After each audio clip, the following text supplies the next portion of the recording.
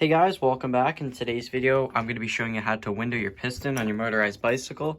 I'm going to be going through the process and how to do so, and I'm also going to be showing you how to install the reed valve in this video. However, I'm not going to be filming the video on the same day, so this may take a few days to upload, but it'll be well worth it. So the bike in question is my Hyper Easy Rider. As you know in last video, I got a bill ahead for it coming. I got stage 1 CDI. I'm going to do a lot of stuff for this build. I also put a boost port in the cylinder, which I'm really excited to test out.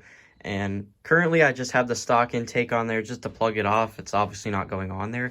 I'll show you guys a picture. I'm going to be using a carbon fiber pedal reed valve, so I'm really excited to test that out. The piston I went with is from CDH Power. These guys have always been really good for sending me parts. They always, actually send the parts and, don't get delayed in shipping. That's another story for another day. But, yeah, so this is a Type B piston. This engine, believe it or not, guys, has a Runwell style crank. It has the really thick crank weights on it, and it's a real 40mm stroke. Okay, so now we're going to disassemble the top end. I'm sure I'm going to have a few questions like, why are you switching out the piston? Here's the answer. So this engine originally had a 47mm iron sleeve cylinder, which I can show you in a second here. And the cylinder, it worked pretty good. But putting a boost port in one of these is a lot harder because it's iron and it's a really hard metal. This cylinder worked great. I've had really good luck with it and it's still perfectly fine. It could use a light hone, but besides that, it's perfect. You can see my exhaust port work there. But to do the boost port cylinder, I've had this GT cylinder lying around and I said, hell with it. Let's slap it on there and see how it does. And I'll throw up another picture. I ramped the transfers on the piston, and after doing some research, this jug actually has 120 degrees, give or take, of transfer duration, and ramping it would actually lose performance. So if you have like a G4 cylinder, that's where you want to ramp your transfers there. But anyways, we're gonna disassemble this. It's kind of a sin because I just freshly powder coated this head, but I'm getting a billet one from Bikeberry, so I won't be using it, but it's always good to have backups for this type of stuff. And yeah, so I'm gonna throw a time lapse with some music and we'll get this top end off.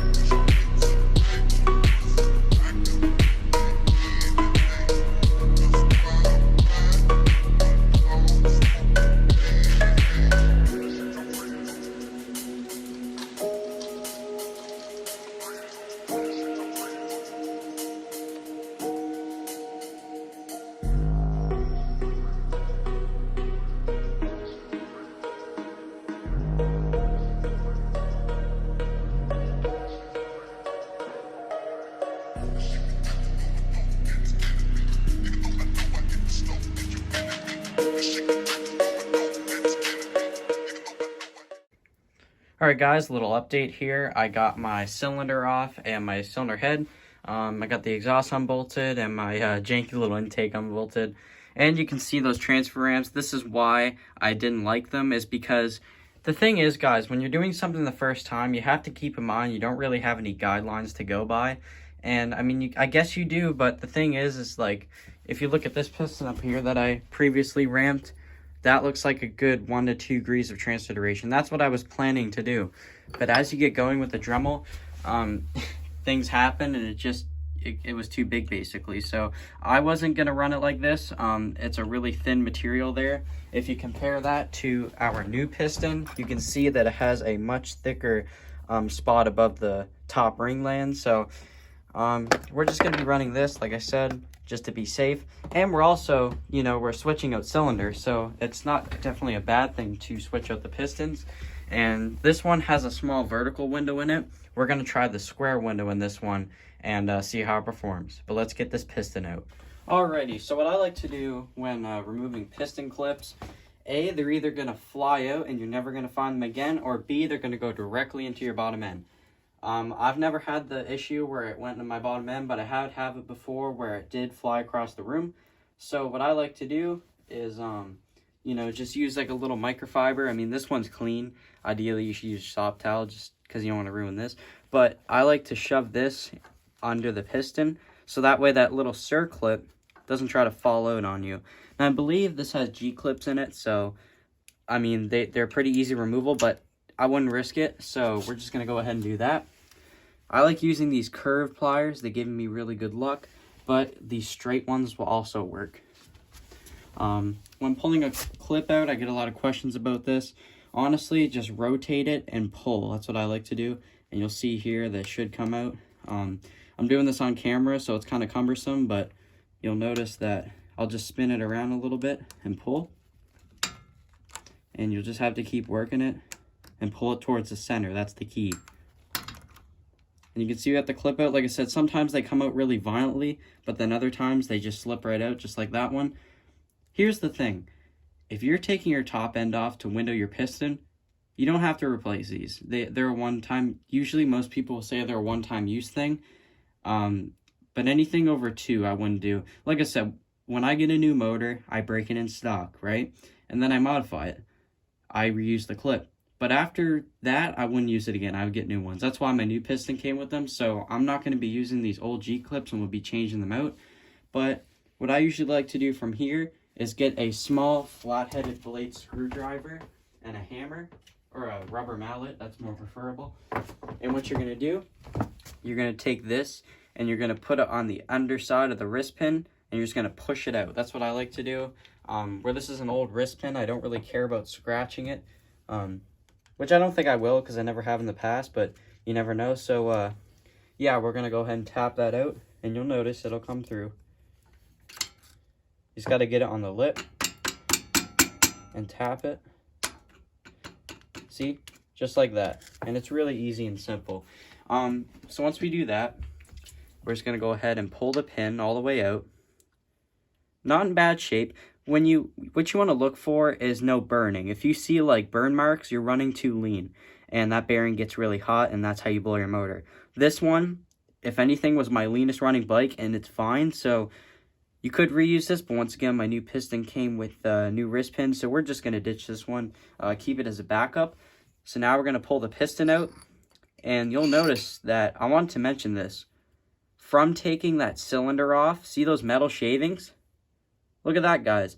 If you were to just slap on a CNC head, that would be in your motor. So this is why usually when I do stuff like this, I'll wash out the bottom end and blow it out with the air compressor, because that kind of stuff will stay in your motor, and that's obviously not good. So keep that in mind. But there's our small vertical window. It performed okay, but I noticed on the top end it was a little bit lacking, so we're going to change that out. But there's our piston. Our wrist pin. I discussed this in a few videos ago.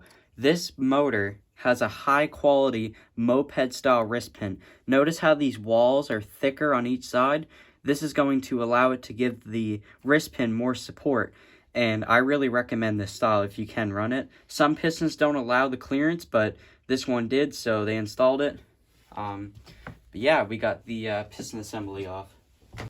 Alright guys, so here's a few things I want to go over before we window our piston. This can be the deal killer when you guys window your piston and you refer back to my video and you notice that it's done backwards. So listen carefully. There's an arrow at the top of the piston. I did a whole video on this. Don't go by the arrow. This is made by CDH Power, and they're a good company. But you always want to go by the pins. You're going to put your window right here on the intake side. I can't stress this enough because I've seen guys window their pistons, they install them backwards, a ring snags, and their motor blows up. You want to see those two pins there and there, You want it on this side. I can't stress this enough. Okay, let's go ahead and mark up our window in the bench vise and start windowing it. So as far as the window design, I've kind of changed it up a little bit. I went with a tall window because I haven't had one on my bike yet, and I'm interested to see how it performs. Most of the ones I've made, guys, has been about this size. You know, it's not too large. And like I said, as long as you don't go outside your intake width, you should be fine. Obviously, leave a reasonable amount at the bottom, or else you could risk breaking your piston at higher RPM. But we're going to see how this goes. Like I said, I'm going to start with a very small drill bit as a pilot bit. Then we'll move up to a bigger size, even bigger, and then, of course, our final size. Then we'll go ahead and grab the Dremel. And also, yeah, if you want to like use WD-40 to make it cut easier, that's good too. These 2-speed drills are nice because you got first gear, which is really slow for control, and then you speed it up, and it goes a lot faster. So this is the process that I use. You don't necessarily have to do it exactly like I am, but I've had good luck with it, so let's get started. Alrighty, so we're finally ready to window the piston. Now, when you're drilling into aluminum, definitely wear a pair of safety glasses. I can't stress this enough. Get a nice pair, because recently I was drilling I think it was actually a bracket for the YD100 back there, and unfortunately one of the pieces actually went in my eye and I had to flush it out. It was not fun to say the least, so definitely wear those. But you want to get you can use a center punch. I like using a pick, honestly. And we're just basically going to get a hammer and put 2 divots inside the piston. What this is going to do, it's going to allow the drill bit to not walk all over the piston, which is definitely annoying. And, oh yeah, one other thing. This time, I'm going to put tape, and I know it sounds weird, but I'm going to put tape around the skirt of the piston, because I've had it happen before, guys, where the drill bit or the Dremel bit will actually slip and mess up your piston. Then you got to try and sand it out, and then you decrease your piston gap clearance. Don't do that. So what I'm going to do is I'm actually going to go run and get some masking tape and just mask off any of these areas that I don't want to scratch up. Alright guys, with that out of the way, now we can finally start.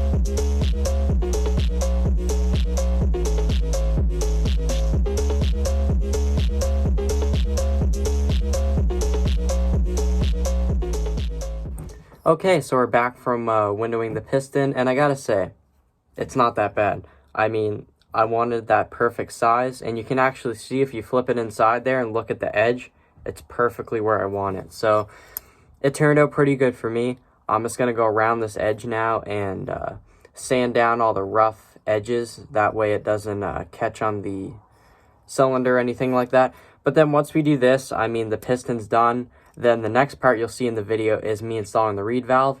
And then from there, man, we can fire up the hyper behind me, and I'm really excited. So, yeah, let's get to sanding down this piston a little bit. Alrighty, guys, so we have our piston all sanded down perfectly. And there's a little tiny mark up at the top there, but I don't honestly think it's going to affect anything, and this piston looks pretty dang good. So, yeah, there's our window. Turned out pretty nice.